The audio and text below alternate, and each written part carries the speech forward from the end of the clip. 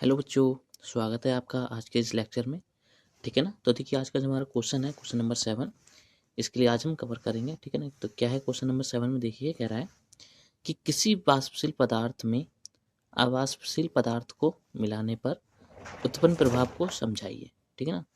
कह रहा है कि एक पदार्थ है जो वाष्पशील है, ठीक है ना, उसमें किसी पदार्थ को अवाष्पशील जो पदार्थ है उसको मिलाया जाता है, ठीक है ना, तब उसमें जो प्रभाव उत्पन्न होता है उस विलयन में, उस प्रभाव को समझाना है हमें आज के लेक्चर में।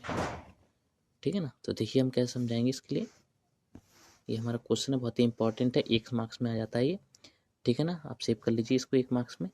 ठीक है ना। और हम एग्जाम की दृष्टि से भी देखें तो भी बहुत ही ज़्यादा इंपॉर्टेंट है। ठीक है ना। तो देखिए कह रहा है क्वेश्चन नंबर 7 में, ठीक, कह रहा है जो कि हमारा क्वेश्चन ये था, किसी ब्लैक में अवाष्पशील विलेय पदार्थ को मिलाने पर उत्पन्न प्रभाव को समझाइए। ये हमारा क्वेश्चन है। ठीक है ना। कुछ इस प्रकार से आपको पेपर में मिलेगा आया हुआ। ठीक। तो देखिए क्या है इसके आंसर में, कह रहा है जब किसी वाष्पशील ब्लैक द्रव में, कोई वाष्पशील पदार्थ लिया हमने, कौन सा है वो, द्रव है। ठीक है ना। कह रहा है अवाष्पशील विलेय पदार्थ को मिलाया जाता है। ठीक है ना। जब अवाष्पशील विलेय पदार्थ को मिलाया जाता है तब विलयन का वाष्प दाब कम हो जाता है। ठीक है ना। तब क्या होता है, जो विलयन होता है उसका वाष्प दाब कम हो जाता है। ठीक। फिर कह रहा है जो कि सदैव शुद्ध विलेय या विलयन युक्त पदार्थ युक्त वाष्प दाब के दाब से कम रहता है। ठीक है ना। जो कि क्या होता है कि जो शुद्ध होगा विलेय पदार्थ होगा या फिर विलयन युक्त पदार्थ होगा, शुद्ध होगा वो, ठीक है ना, तब उसका जो वाष्प दाब होगा उसके दाब पी से क्या रहेगा, कम रहेगा। ठीक है ना। किसका, अवाष्पशील पदार्थ के दाब का। ठीक है ना। जो वैल्यू होगी पी, वो उसकी वैल्यू क्या रहेगी, डाउन रहेगी। किसकी अपेक्षा, शुद्ध जो पदार्थ होगा उसके वाष्प दाब की अपेक्षा। ठीक है ना। फिर कह रहा है यहाँ पे,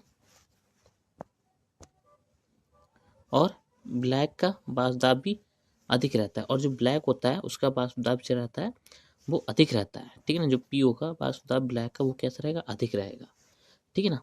अब देखिए बात करते हैं हम कि जो हमारे पास में ब्लैक है, वाष्पशील पदार्थ हुआ, ठीक है ना, ब्लैक वाष्पशील है या फिर विलेय पदार्थ है वो वाष्पशील है। तो वाष्पशील का मतलब क्या हुआ कि यदि हम कोई पात्र लें, ठीक है ना, कोई बर्तन लें हम, ठीक, मान लीजिए हमारे पास में बर्तन है, इसमें हमने क्या रखा, एक विलेय पदार्थ या ब्लैक पदार्थ को रखा। ठीक है ना। ठीक है ना। नीचे से इसको हमने क्या करा, हीट किया। ठीक। हीट करने पे यहाँ से हमने इसको हीट किया यहाँ से, ठीक है ना, और ये वाष्प बन के सारा का सारा उड़ जाए। ठीक है ना। इस पात्र के अंतर्गत, ये पात्र है, बर्तन है ये जो भी है, ठीक है ना, इसके अंतर्गत इस जो हमने यहाँ पे पदार्थ लिया है उसकी 0.0001%, ठीक है ना, 1% की मात्रा बचे इस पात्र के अंतर्गत। ठीक है ना। या फिर ये भी मात्रा ना बचे। ठीक। तो ऐसे पदार्थ को हम क्या बोल देते हैं, वाष्पशील पदार्थ बोल देते हैं। ठीक है ना। ये हम कह सकते हैं कि ऐसे पदार्थ जिनको वाष्प में परिवर्तित किया जा सकता है। ठीक है। मतलब उनको उबाला जा सकता है। मान लीजिए कि हमने यहाँ पे विलेय पदार्थ लिया कोई, इस बार हमने ब्लैक नहीं लिया है, ये विलेय पदार्थ है, इसको हमने हीट किया। ठीक है। और ये क्या हो, वाष्प में परिवर्तित होने लगे।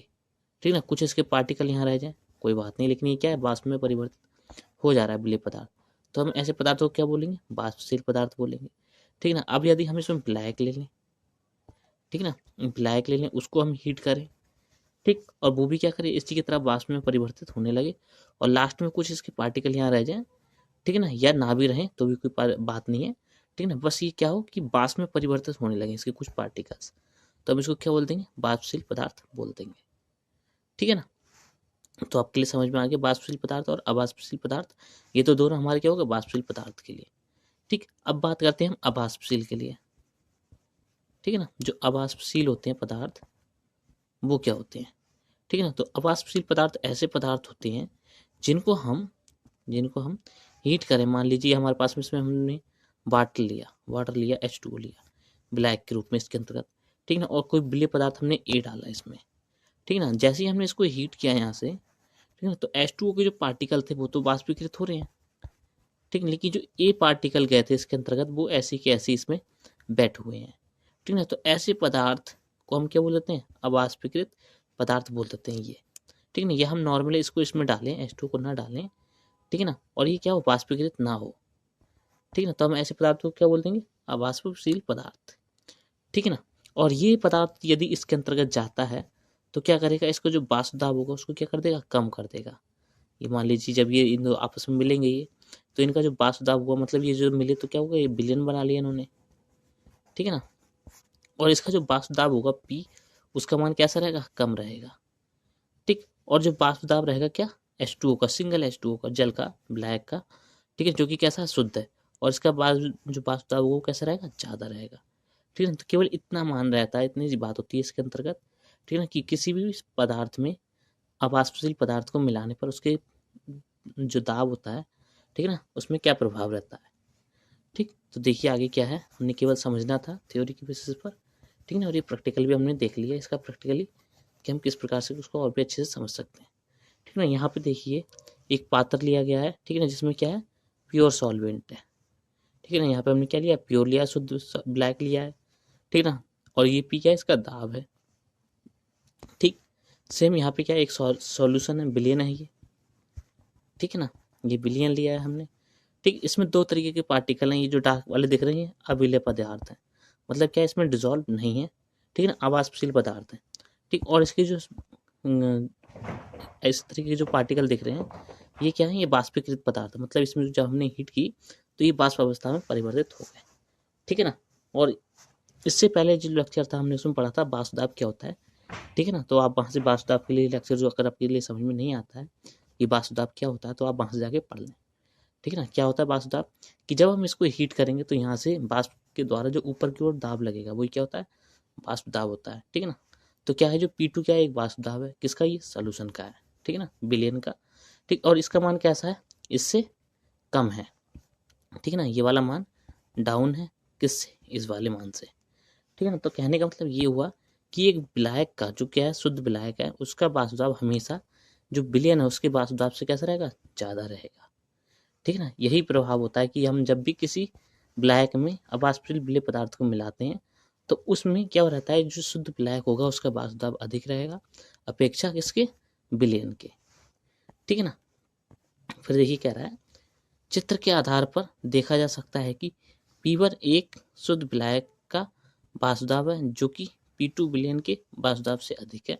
जैसे कि मैंने आपके लिए बता दिया कि जो हमारे पास विलयन है दो, एक शुद्ध विलायक का पात्र है और एक विलयन का है, तो इसमें जो वाष्प दाब है वो किसका है, विलायक का, यहाँ पे ये कैसा है, ज़्यादा है, और ये वाला कैसा है, कम है, ठीक है। फिर कह रहा है क्योंकि अवाष्पशील पदार्थ को मिलाने पर दाब कम हो जाता है, ठीक है ना।